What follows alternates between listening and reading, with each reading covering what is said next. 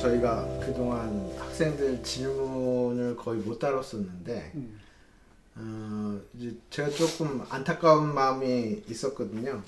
근데 저희가 이제 이야기하는데 바빠가지고 그 기회를 못 가졌는데 양자역학 부분이 좀 오해도 많은 것 같고 우리가 가급적 좀 시간을 할애해서 학생들의 이제 질문도 다뤄가면서 하는 게 의미가 있겠다 싶어서 오늘은 이제 양자역학 부분에서 학생들 질문들에 대해서 선생님이 조금 다뤄주시는 시간을 먼저 좀 갖고 그 다음에 이제 얘기를 해왔으면 좋겠습니다. 양자역학 부분에서 제가 학생들 질문들을 몇 개를 뽑아 봤는데 그거를 먼저 다루는 게 좋을까 아니면 이제 쭉 선생님 질문들 보신 게 있으니까 그거를 쭉 넘겨가면서 아 요건 요렇다 요건 요렇다 이렇게 하시는 게 좋을까요? 그래서 내가 대충 한번 봤는데, 봤는데 대충 전반적으로 학생들이 이제 어떤 어려움을 겪고 있는지, 또 이해가 어떤 데서 좀 부족한지 이런 것이 되게 느껴지더라고요. 그래서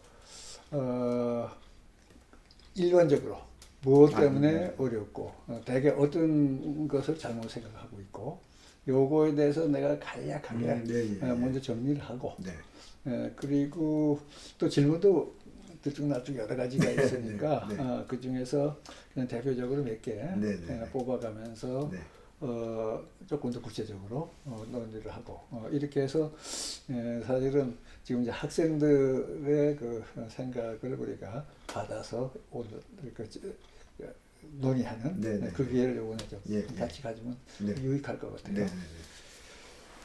그래서 내가 먼저 왜 양자역학에 대한 이해가 어려운가?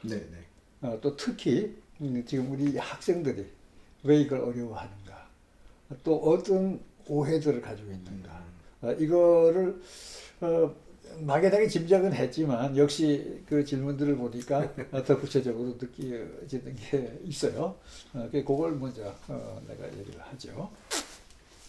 일단 양자역학이 어렵다. 하는 거는 이제 크게 보면 두 가지예요. 첫째, 보통 일반 사람들이 양자역학 어렵다는 거에 확 눈에 띄는 거는 뭐냐면 어려운 수학이 나온다는 거지.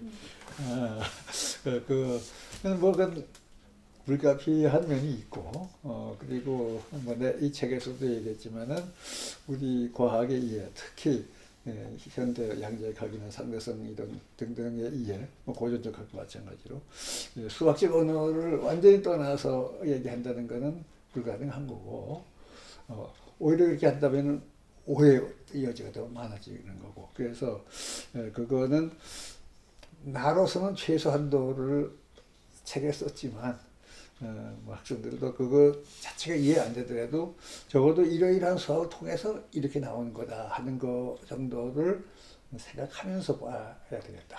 뭐 그 이상 그걸 여기서 더 길게 설명할 계제는 아니에요.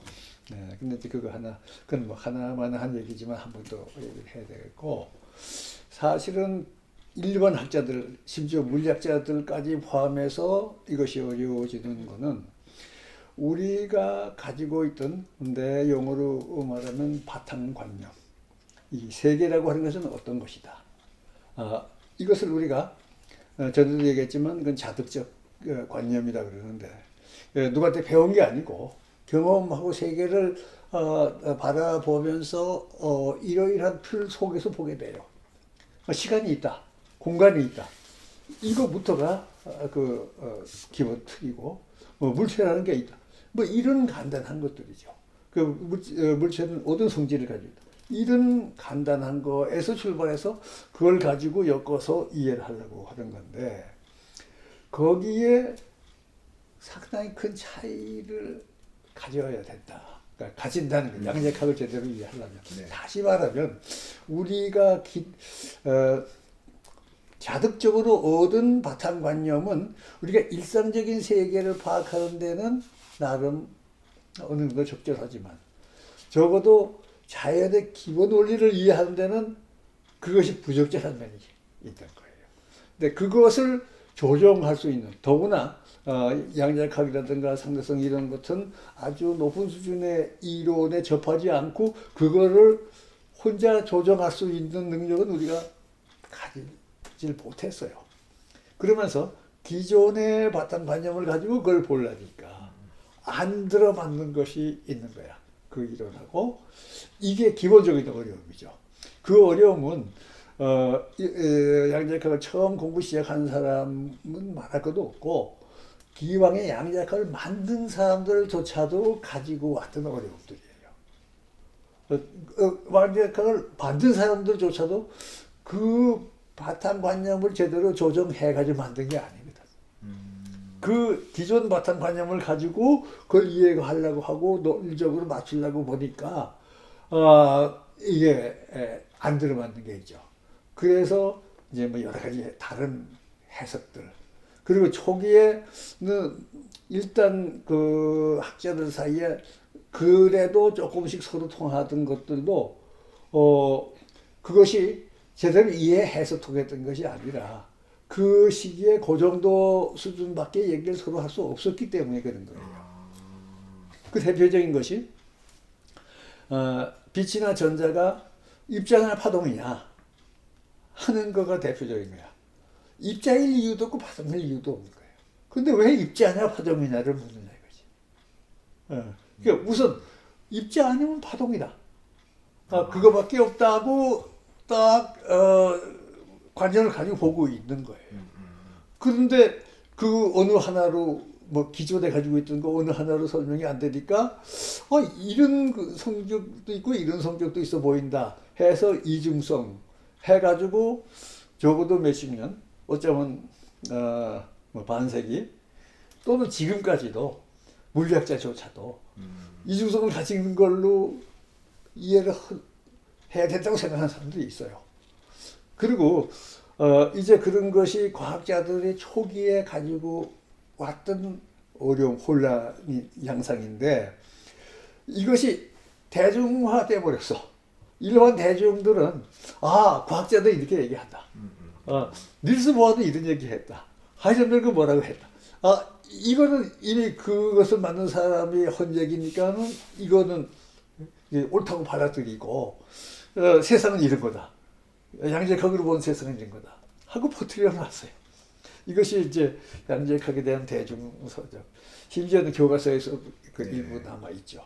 그리고 이제 닐스 보아 같은 사람이 그래도 그걸 정리하려고 애를 썼는데 결국 안 되니까 상보성 원리 이렇게도 볼 수 있고 이렇게만 봐도 안 되고 이렇게도 봐야 된다. 그 둘을 같이 볼 수밖에 없. 뭐 이런 이상한 철학. 이게 물론 아인슈타인은 대단히 싫어했죠. 그래서 말하자면 기존에 가지고 있던 관념 틀은 제대로 정리 안 하고 그리고 양자역학의 이론 틀을 가지고 이해를 하려고 보니까 세상은 이렇게 봐야 된다 하는 식으로 나온 거예요. 그것이 아직도 학자들 사이에 정리가 덜 돼서 수십 개의 서로 다른 해석. 그 중에 이제 가장 많이 드는 것이 이른바 코펜하겐 해석이라는 것이 바로 닐스 보아가 있던 연구소가 코펜하겐인데 닐스 보아의 생각을 주축으로 해서 뭐 약간씩 변형이 있지만 아직도 대부분의 학자들이 심지어 교과서에도 그걸 쓰고 있고 그러나 이제 학자들은 일단 거기에 매이지는 않고 더 이제 구체적으로 들어가서 구체적인 문제를 들어가면 사실 그 해석에 직접 관여 안 하고 작업을 하게 돼요. 그러니까 잊어버리고 있는 거야 많은 사람들은. 그런데 이제 일반 대중들은 그 신기한 거야. 그리고 심지어 불합리하게도 보이고 세상이라고 하는 건 전혀 우리가 지금까지 알고 있었던 거는 전혀 이상한 것이 나타나요. 네. 이제 그 중에 또 대표적인 것이 하나가 우리가 이렇게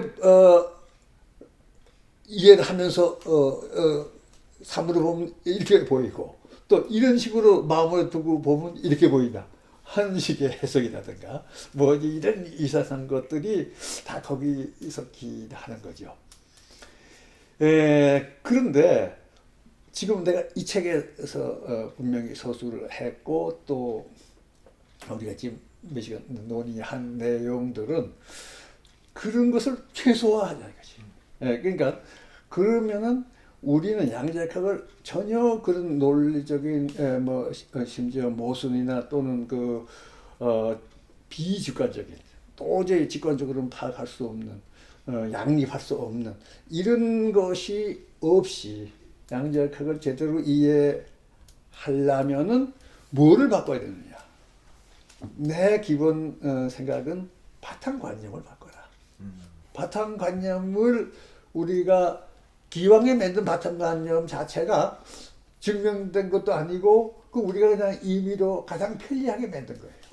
근데 그것을 좀 더 정교화시키고 보면 그러면 오히려 그것이 바로 세계의 모습인데 그 모습을 통해서 보면 이해가 어렵지 않고 가장 합리적이고 자연스럽게 된다 하는 걸 내가 소개하고 있는 거예요. 그렇기 때문에 이 책이나 또는 우리가 논의했던 내용을 기존의 특히 대중서적에서 우리가 얻은 생각을 가지고 보면 조금이 달라요. 그러면 그것 때문에 또 학생들 혼돈을 지금 겪고 있고 그런 것이 그 이 질문 같은 데 나타나더라고.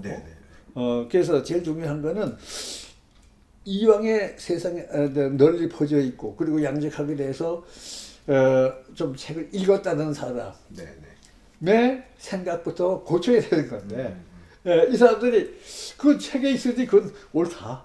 그리고 또 여기서 들으니 이것도 좀 다른 것 같은데 이것도 연결이 안 된다. 지금 이런 혼란을 좀 겪고 있는 거예요. 그걸 좀 정리할 필요가 있겠다는 거죠.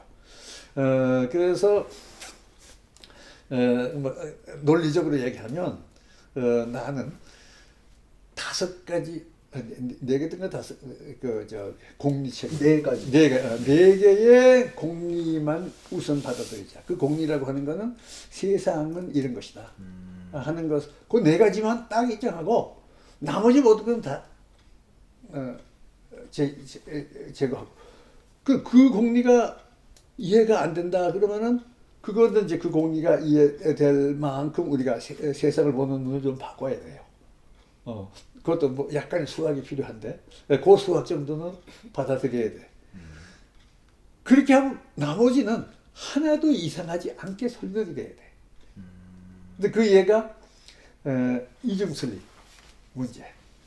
이중슬림 문제가 기왕에 떠도는 얘기는 우리가 보면 대상이 입자로 행동하다가 안 보고 눈 감고 있으면 파동으로 행동한다.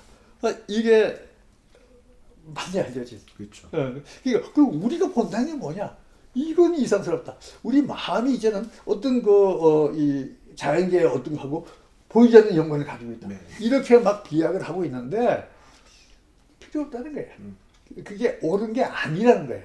근데 그걸 이미 읽었으니까 그 얘기를 하고 있긴 있을 텐데 왜 이 책은 그게 안 보이느냐. 이러고 지금 이게 헷갈리고 있어요. 그래서 뭐 그럴 만한 이유도 있죠. 왜냐하면 내가 이 책에 얘기한 것이 다른 책에 있으면 그 책에 써 있는 얘기가 여기 있구나가 아니고 다른 책에 아무데도 없는 얘기를 내가 하고 있기 때문에 어떤 면에서는 뭐 나 혼자라고 말하기는 좀 어폐가 있지만은 우리 뭐 함께 공부하는 사람들 속칭 뭐 서울 모임 등에서 생각한 이런 내용이기 때문에 그런 것이 아직 대중 문화는 별로 없기 때문에 그래서 어려움을 겪는 면이 있어요.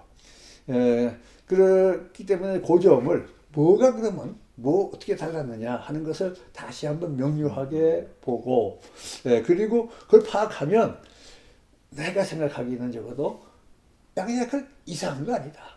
오히려 우리가 양자역학의 바탕을 반 세상이라는 것이 더 교묘한 거다. 우리가 가지고 있던 바탕관념으로 이해되는 세상보다가 더 교묘한 세상에 있고 그 교묘한 세상에서 적용이 되는 이론으로는 매우 타당스러운 이런 이론이다. 이것이 이해가 되면 좋겠어요. 그 중에 이 학생 질문 중에 하나가 그것을 명료하게 만드는 데 도움이 되는 질문 하나 내 머릿속에 떠오르는 게 하나 있어요. 그 학생 참 재미난 질문 했는데 이중 슬릿 두 개의 틈을 통해서 빛이 나가는데 틈이 셋이면 어떻게 되느냐? 네. 그런 질문을 했더라고. 네. 그 굉장히 유익한 질문이야. 왜냐면 그런 건가요? 그렇죠. 그때의 우리가 지금 이 책에서 설명하는 방식으로 하면 그게 어떻게 설명이 되느냐? 그거만 이해해도 상당히 많은 오해 정리가 될 거예요. 예를 들어서 자 우리가 보면 입자로 하고 안 보면 파동으로 행동한다는 게 있었죠. 네. 그러면 이번에 슬릿 셋이에요. 근데 그 슬릿 중에 세 번째 슬릿만 보자 이게. 세 번째 슬릿으로 지나가고 있는 입자만 우리가 관측하자 이게. 네. 이거 우리 본다는 게 되는 거지. 그러면 여기 뭐가 나올 것 같아? 그러니까 둘은 그냥 두고 세 번째 것만 우리가 관측을 했어요. 그러면 우리 보긴 봤는데 이 스크린에 어떤 패턴이 나올 것 같아?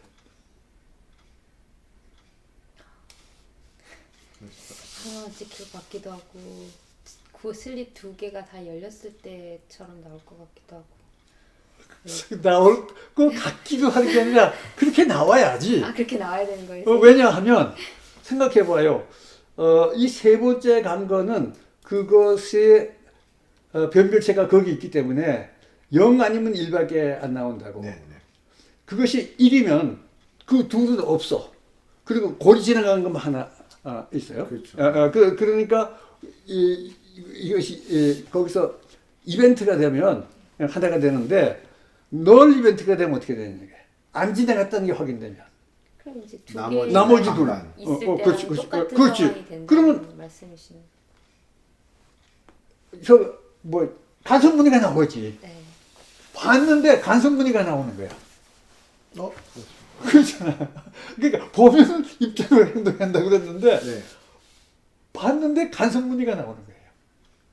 그러니까 이제 거기가 벽이 되는 경우랑 똑같은 상황이. 그렇지. 바로 그거하고 같은 거예요. 벽이라는 게 뭐예요? 벽이라는 것이 바로 우리가 그냥 생각하지 않은 변별체거든.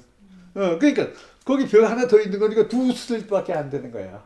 그러면 봤는데 그럼 안 보면 어떻게 되냐? 안 보면 어떻게 될 것 같아?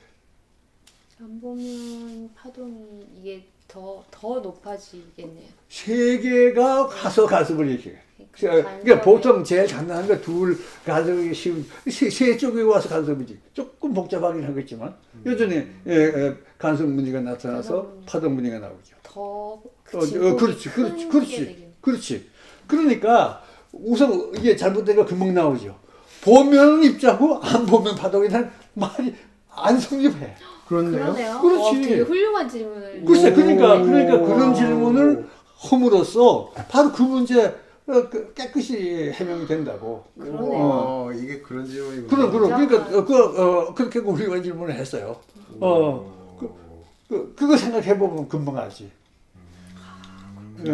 그리고 이건 내 책에 설명이 아마 들어가 있는지 없는지 모르겠네요. 내가 다른 글에 어디 썼는데 이게 변별자를 바로 그 옆에 놓지 않고 일정한 거리 떨어뜨리면 어떻게 된다는 걸 내가 했지.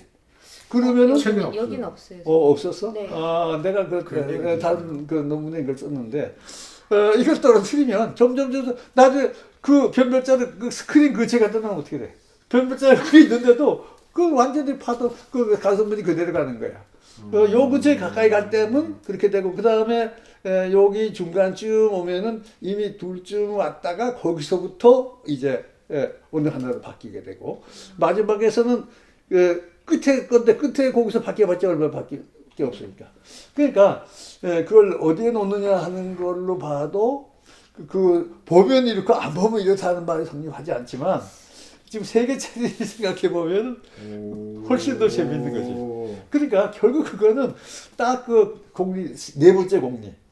이 변별자가 있으면 변별자가 예수 노밖에 안 하는데 사건 일으키면 그냥 딴 거 없어지고 그거 하나 가는 거고, 그거 아니면은 그거 하나만 없어지고 나머지 그대로 가는 거지. 나머지 둘이 확률만 원래 3분의 1씩 확률이 될 텐데 네. 요거 때문에 2분의 1씩 확률이 돼 가지고 이거 없을 때 나타나는 거하고 똑같이 나온다고.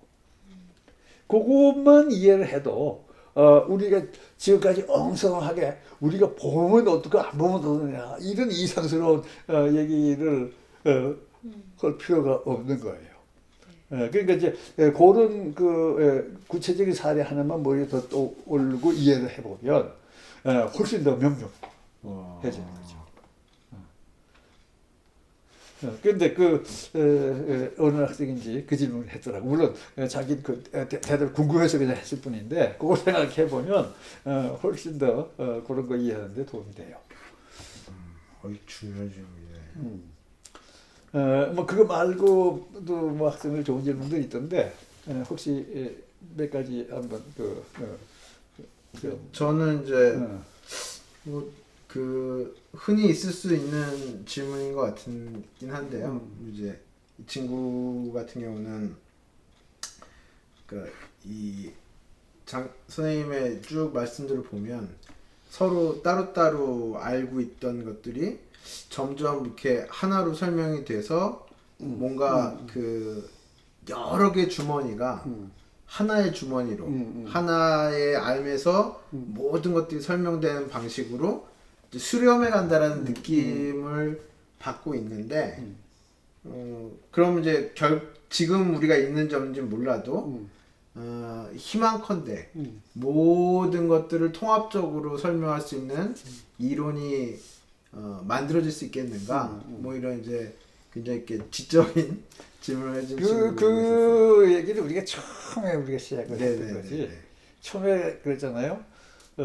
이 물리학이 나오기 이전에 여러 가지 각각의 그 분야들이 다 서로 독립이 돼 있었어요. 뭐 예를 들어서 화학하고 물리학, 뭐 전혀 다른 데서 전혀 딴 학문이라고 생각했지. 그러다가 우리가 이 자연의 기본 그 원리들을 파악을 하고 보니까 이 같은 원리 가지고 다 설명이 되더라고요. 그래서 그 전까지는 물리라고 생각했던 거, 화학이라고 생각했던 것이 다 연결이 되고, 물론 이제 열 현상과 운동 이거 전혀 다른 걸로 생각했는데 이제 통계학을 통해서 연결이 되고, 물론 이제 동력학에서도 이제 돌멩이 하나 던지는 거하고 이 원자 안에 있는 전자가 도는 거하고, 이게 물론 이제 과거에 그거 자체도 좀 몰랐지만, 그러니까 돌멩이가 왜 단단하냐 예를 들면 하고 돌멩이가 날아가는 건 어떻게 날아가냐 전혀 다른 문제가 없지만 그게 양력학 동력학으로 설명해요. 이렇게 해서 우리가 이해의 폭이 넓어질수록 그걸로 설명할 수 있는 그 영역이 넓어지는 거예요. 그러면은 우리는 전 세계에 있는 걸 지금 현재 다 이해한 건 아니니까. 그러니까 이제 점점 넓어지는 걸로 가고 있지. 그렇다고 해서 이거 언젠가 완전히 다 된다. 이거는 미리 우리가 얘기할 수 있는 건 아니에요. 지금까지 경향으로 봐서 그 방향으로 충분히 쭉 오고 그 상당한 성공을 가지고 있고. 그러니까 희망컨대 언젠가는 다 연결할 것이다. 학자들은 그런 큰 포부를 가지고 있는 거죠. 그래서 뭐 대통일 이론이라든가 무슨 통합 이론, 뭐 모든 것의 이론 뭐 등등 뭐 이제 미리 얘기도 하는데 그런 경향으로 가고 우리가 지향하고 있는 방향인데 최종적으로 되느냐 안 되느냐는 그건 가봐야죠. 그거를 미리 증명할 방법은 없어요. 근데 보면 우리 그 알미라는 것이 그렇게 간다. 이건 참 우리한테는 뭐라 그럴까 뭐 희망적인 거라고 그럴까 우리한테 격려가 되는 거죠. 우리가 하는 것이 학문적인 노력이 무의미한 게 아니고 이렇게 점점 넓어지고 나아지고 깊어지고 넓어진다. 는 것이 보이는 거예요. 특히 이 물리학을 통해서 어떤 학문은 뭐 다른 학문을 폄하하려는 건 아니지만 예를 들어서 철학 같은 거 어떤 거 보면 만날 짓을 그런 하는 것도 많아요. 옛날 무슨 뭐 소크라테스 질문 지금도 또 근데 이제 뭐 그 학문의 성격상 그런 것이 있겠고 그걸 뭐 전혀 내가 나쁘게 얘기하는 건 아니지만 적어도 이 물리학을 통한 이해는 아주 넓고 깊고 그리고 불분명하게 한 것도 언젠가 제 자리를 그대로 유지해요. 고전적하게 다 틀렸다가 아니야. 지금 현재 이렇게 넓지만 이러이러한 이번에 제한된 범위 특별한 경우를 하면 여전히 성립하는 이런 의미에서 우리 인류 지성이 이룩한 것 중에 정말 자랑스럽게 내놓을 만한 내용이고 심지어는 완전히 모든 것을 이해하는 쪽으로 갈 수도 있다. 이런 정도 나올 수 있죠. 그 이따가 제가 아마 그런 것도 여쭤볼 것 같긴 한데요. 그랬을 때는 지금 이제 양자역학과 고전역학이 병립하는 것처럼 원칙적으로는 양자역학이라고 하는 하나의 동역학으로 이제 동역학적인 대상들에 대해서 모든 걸 다 설명할 수 있지만 실용적으로는 어떤 규모, 어떤 특성을 가진 대상에겐 이 이론을 적용하는 게 좀 더 편리하고 어디는 이 이론이 좀 더 편리하고 이런 식으로 하나의 원리 하지만 그 편리하게 쓸 수 있는 여러 도구 뭐 이런 식으로 그렇지 지금도 그렇죠. 지금도 그래요.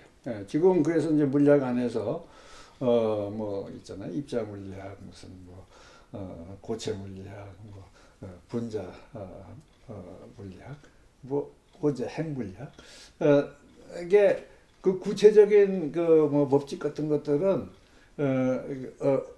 얼핏 보면 외형적으로는 꽤 달라 보이는 것들도 있는데 근데 특징은 뭐냐면 기본 원리에서 다 서로 연결이 된다. 그런 거죠. 그러니까 당연히 이제 그렇게 되고 그리고 모든 사람이 그 기본 원리 하나 안다고 해서 그걸 다 거기서 가르친 모든 걸 다 우리가 알기는 어려운 거예요. 그래서 중요한 거는 그러나 기본 원리가 뭐고 거기서부터 대충 어떻게 갈라져서 이렇게 나온다 하는 정도는 이해를 하고 봐야 이제 내가 전체 중에 지금 뭘 하고 있다는 걸 알게 되는 거죠. 또 제가 이제 좀 여쭤보고 싶었던 질문 하나가 이건데요. 이것도 이제 뭐 이렇게 지식 세계에서는 많이 얘기되는 얘기인데,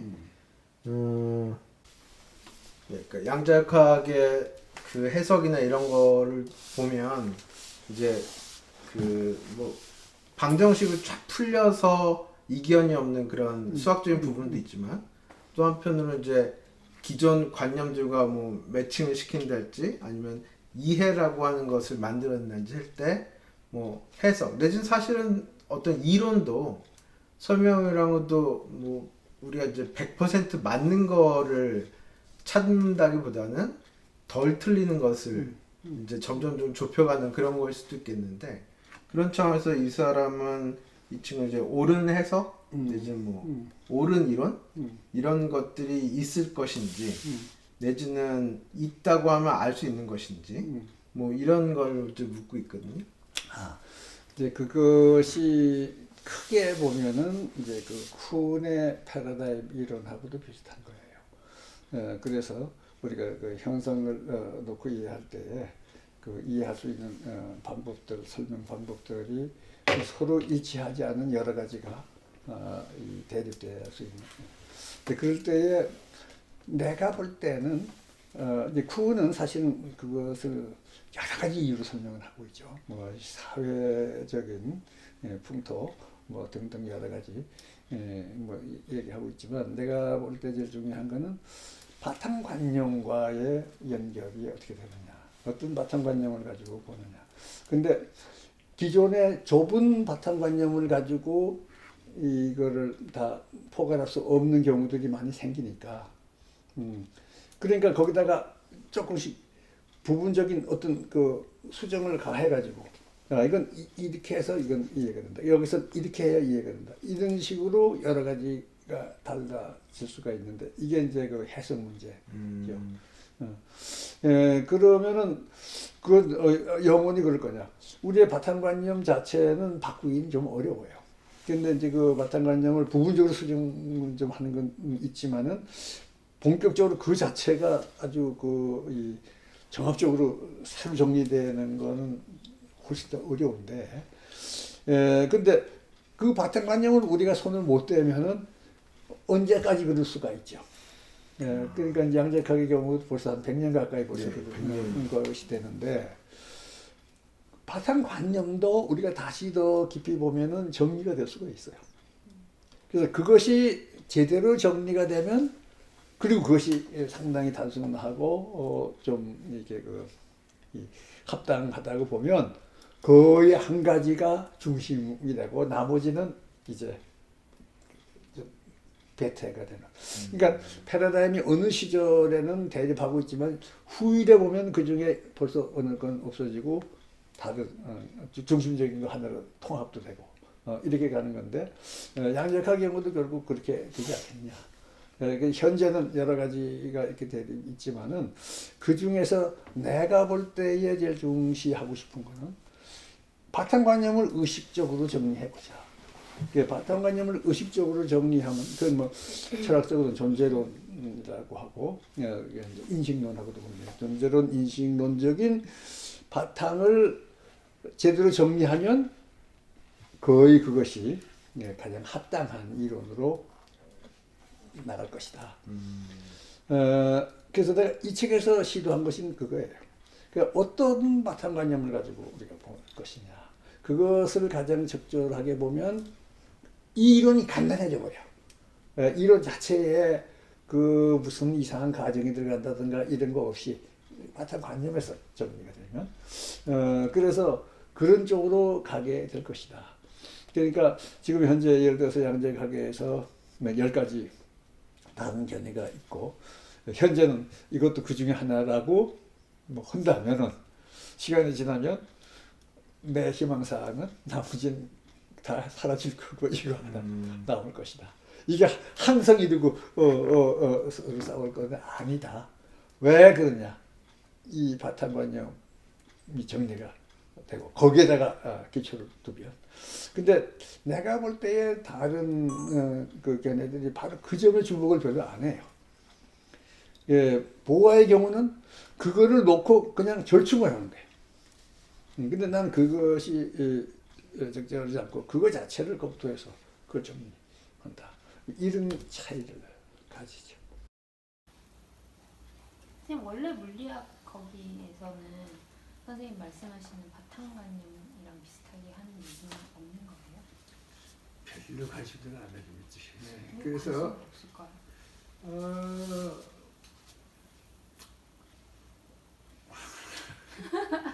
이게 너무 맞으면 좀 전체에 대한 관심. 그게 좀 적었고 철학적 관심도 적었고 그리고 사실은 그것에서 벗어나려는 노력을 많이 했어 거꾸로. 그러니까 기왕에 우리가 잘못된 바탕관념 때문에 잘못 이해했다. 그래서 우리는 그 바탕관념 버려야 된다. 하는 쪽이 더 지배죠. 그게 특히 이제 19세기 말에서 20세기 초 그 논리 실증주의. 이 실증하고 논리가 맞고 실증만 되면 되는 거지 그 외에 바탕관념들은 방해만 된다. 그래서 그 바탕관념 버리자는 운동이 오히려 왔어요. 그래서 그 논리하고 증명 두 가지만 가지고 이론을 만들자. 이 철학이 그 마하 어떤 사람을 비롯해서 이제 지배해 온 거예요. 근데 사실은 우리가 이 바탕관념이 굉장히 중요한 역할을 하고 있고 그리고 그 지배를 받지만 좋은 의미의 지배를 받을 수 있다는 것을 잘 파악을 못해요. 그러니까 내가 이제 이 과학과 철학을 하면서 이 파악한 제일 중요한 점은 나는 그거거든. 이게 중요하다.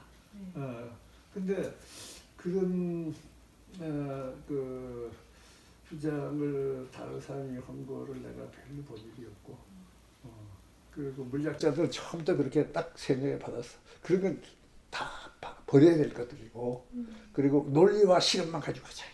어? 뭐 어떻게 보면 간단해 보이는데 사실 그 위에 서는 건데 그걸 다 빼버리니까 이게 아주 그 헷갈리고 그러니 머리 나쁜 사람은 가라. 이를 수학할 수 있는 사람만 와라. 이렇게 이제. 그러면 그 상대성 이론 같은 경우도 오히려 이제 선생님은 이제 3차원, 4차원이고 이게 이런 그 새로 바탕관념 이렇게 보시는데 오히려 아인슈타인이나 민코프스키는 어떤 기존의 시간관념을 버리고 뭐 공간관념을 버리고 이런 식으로 생각을 하는 아인슈타인이 그랬지. 아인슈타인이 그런 그러니까 민코프스키는 그것이 4차원하고 연결된다는 면에서 사실은 이제 그걸 얘기했는데 근데 거기서도 그냥 4차원이라고 네, 하는 약간 것을 수학적인 거를 봤지만 사실 그게 우리가 생각할 수 있는 그 바탕관념의 한 부분인데 거기까지 가는 건 아니고 그래서 4차원이라는 말을 했고 아인슈타인도 그거 받아들였지만 오히려 그거는 테크니컬하게 받아들인 거고 시간 공간이라고 하는 것은 시간 공간에 대한 우리 기존의 모든 관념은 무조건 버려라. 그리고 시계하고 자만 가지고 와서 측정 가능한 얘기만 하자. 이제 그렇게 간 거지. 다르네. 이 양자과학에서는 이제 더구나 나는 이 벌써 몇 번 얘기했지만은 이 운동장 에너지와 위치 시간도 4차원으로 서로 연결돼 있다. 네. 그 바탕관념을 인정하면 굉장히 단순한데 그거를 인정을 안 하지. 그건 일종의 형이상학이다. 이렇게 그런 말조차 안 하는 것이 그런 생각조차를 사실 안 하고 있거든. 그래서 이제 내가 그 얘기하고 나면 틀림없이 그건 엉뚱한 가정 아니냐, 뭐 실험적인 증거 있냐, 뭐 있다고 이제 소리를 할 텐데 바탕관념은 실험적인 증거에서 나오는 게 아니야. 근데 이제 많은 사람들이 모든 건 실험적인 증거에서부터 찾아야 된다고 보는 이게 또 하나의 그 지금 과학에 대해서 가지고 있는 오해. 그러니까 실험이 중심이다. 관찰이 중심이다. 이렇게 지금 뭐 맞는 말인데 옛날 뭐 그 과학 이전의 사람들이 말하자면 추상적인 사고에 매달렸으니까 그거 이제 뒤집어 엎는 의미에서는 좋은 얘기지만 그러나 사실은 우리가 사물을 보고 하는 거는 훨씬 더 큰 이 바탕관념 위에 하는 건데 이거를 별로 그렇게 생각합니다. 근데 그거를 그나마 철학적으로 상당히 많이 진전시킨 사람이 칸트예요. 그래서 시간 공간은 바탕관념이다. 내 얘기로 하면. 그래서 선생님께서 칸트를 많이 그렇지. 그러니까 그래서 칸트가 이제 그래서 그걸 갖다가 그 이성의 뭐 형식이라고 봐서 이성 속에 그걸 집어 넣어버렸지만 뭐 이성하고 이게 구분할 것이 아니고 모든 것이 다 우리 생각에서 나오는 건데 생각의 바탕틀을 근데 그걸 딱 픽스된 걸로 봤다는 거가 칸트의 이제 약점인데 그건 선천적이니까 우리 손 못 댄다. 근데 그게 아니고 그것도 우리가 만든 거다 하는 것이 내 얘기. 그래서 나는 그 자득적으로 자기도 모르게 오히려 쉽다 이거야. 우리가 시간 공간 개념 우리가 아는 거 누구나 하는 거예요. 20살 된 사람 시간 공간 모르세요. 이거 어떻게 하냐? 그냥 한 건데 그걸 우리가 하는 거예요 실제로. 그러니까 어려운 게 아니야. 단 제대로 된 걸 하기는 어렵지. 4차원 정도 만들려면 어렵지. 그러다 3차원까지는 보통 웬만한 사람들은 할 수 있는 거예요. 이래서 이제 그 관계, 그 관계를 가져야 정말 그 사부를 제대로 통합적으로 이해할 수가 있는데 물리학자들 그 우회 세계에서 다 놀고 그리고 맨날 수학만 가지고 장난을 하더라고요.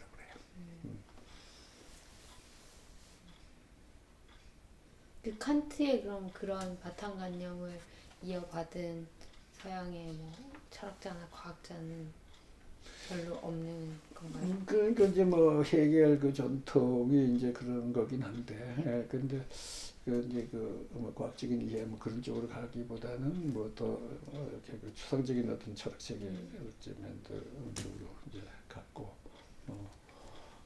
그리고 과학 철학에서는 오히려 그 반대 쪽에서 그걸 버리자. 그 형이상학 위에 근거 없는 형이상학 위에 세우지 말자 하는 것이 오히려 이제 주된 흐름이고, 그리고 직관적으로는 그거 있어야 되겠다 하는 사람들은 물론 많지. 예를 들어서 이제 그 볼스만 같은 사람이 이제 원자설, 근데 일종의 바탕관념입니다. 근데 이제 원자라가 있다는 거 증명도 못하는 거 가지고 왜 그걸 하느냐 하는 것이 이제 바로 그런 쪽인데, 네. 실증적인 것만 가지고 하자. 네. 근데 그 있다는 가정 일단 하고 설명이 되면 그거 받아들여야 된다. 그러니까 가설 전역 체계로서는 받아들여요. 근데 그냥 가설 전역 체계라고 했는데, 가설이라고 하는 상당히 이제 말하자면 이 뭐라 그럴까, 신뢰성이 낮은 어떤 거 정도를, 그리고 또 그것이 스테이트먼트가 되는 이런 걸로만 규정했는데, 나는 바탕관념이라고 하는 거는 그것이 이런 그 어떤 문장으로 표시가 되든 안 되든 그보다 더 큰 틀이다 이거지. 시간과 공간을 얘기하는데, 시간과 공간을 말로 정의해라. 말로 정의 안 하면 그건 버려라. 이럴 수가 없거든. 그러니까 4차원이라고 하는 거 말로, 차원을 말로 정의해라. 그래야만 된다. 그거 이전에 벌써 우리 직관적으로 알 수 있는 그 픽처가 있는 거야. 네. 그거가 중요하다는 거지. 그것을, 근데 그것이 나이브하게 만든, 보통 우리가 아주 이 단순 경험 속에서 나이브하고 가장 단순한 그 멘트를 가지는데, 그것이 정교해진다. 근데 그 정교해지는 과정은 그냥 경험만 더 해서 안 나오고, 이번에 이론적인 구조를 통해서 그거에 맞도록 그걸 더 정교화시켜야 된다는 거죠. 그러니까 양적하게 지금 그 부분이 아직 안 돼 있는 건데, 내가 지금 여기 한 거는 바로 그것을 정교화해서 양적하게 그 논리적인 틀은 아주 단순화시키고, 그리고 이 바탕관념을 정교화시켜, 그런 쪽으로 내가 지금 가는 거예요.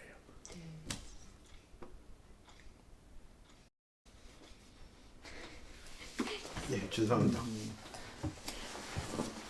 그 아까 그 해석 문제로 보면, 그러니까 이제 그 제 식대로 이해를 해보자면, 그 학생들 질문에도 그게 많이 나왔는데, 이제 이중성 문제라고 하는 거를 예로 들자면, 사실은 그것은 기존의 바탕관념을 반성하지 않고, 우리가 기왕에 알기에 존재물들은 입자로 내지는 파동으로 존재할 수 있는데, 여기에서는 둘로 다 볼 수 있는 그 무엇이 나오기 때문에 바탕관념의 새로 나온 이론, 새로 나온 이해를 두들겨 맞추느라고 뭘 하나를 하자니 다른 거를 인정 못할 수 없고, 그러면 둘 다 있는 것이다. 그래서 이중성이라고 하는, 사실은 100년이나 지난 지금쯤 보면 이제 그 사람들이 만들어낸 사람이긴 하지만 그 만들어낸 사람들의 바보 같은 얘기다라고 할 만한 것을 100년 동안이나 붙들고 있었는데, 왜 우리가 지금도 그래야 되느냐. 바탕관념을 두들겨서 해체하고 새로 세우면 될 일을 기존의 바탕관념은 그대로 두고 새 이론을 갖다 두들겨 맞추느라고 이상한 얘기가 나오고, 결국은 그래서 어디 약장사들이 뭐 양자 어쩌고 하면서 또 신비주의를 팔아먹고 있는 단계까지 왔는데, 이론이 더 정교해지고 잘 많이 설명해 줄수록 신비로운 게 없어지고 뭔가 다 명확하고 명쾌하게 나와야 되는데, 그렇지 못했던 것은 바탕관념 차원의 재검토가 없었기 때문이다. 그렇지. 그래서 결국은 여러 가지 해석들이 양립한다고 하면 기존의 바탕관념들의 문제까지 들어가서 거기서 문제점과 살릴 것들을 찾아서 정리한 것들이 결국 살아남고, 그런 것 없이 대충 타협하는 방식으로 왔던 것은 결국은 해석의 시장에서 도태될 것이다. 이렇게 뭐 정확한 이해네요. 맞아. 그러면 절대적으로 옳은 해석이 있는지는 우리가 뭐 알 수 없지만 예단할 수 없지만 더 옳은 해석, 그렇지. 더 나은 해석은 분명히 있고 그렇지. 우리는 그 일로 전진할 수 있다 이렇게 믿으시는 거죠. 그렇죠. 예. 알겠습니다. 그리고 학문하는 사람은 항상 그걸 염두에 둬야 돼요. 그러니까 나는 물리학을 지금 몇십 년, 뭐 60년? 그렇죠. 예. 하면서 계속 그거를 했고 이 책이 그 최종적인 소설 내용이니까 그동안 내가 배웠던 거라든가 남들이 알고 있는 거하고 상당히 다르죠. 내가 마지막 도달한 얘기다. 이렇게 보면 돼요. 60년 공부해서 내신 책이네요. 말하자면. 근데 60년 동안 그런 문제를 계속해서 생각하고 있는 사람이 별로 없거든. 그러니까 그 책이 있을 수가 있죠. 그런 거 어떻게 책값에 반영 안 됩니까? 몇 년 공부해서 나온 책인데 훨씬 비싸야 되는데 상대적으로 페이지 수에 비해서도 그런데요. 싸게 매겼어. 드린 공에 비하면 너무 저가인데요.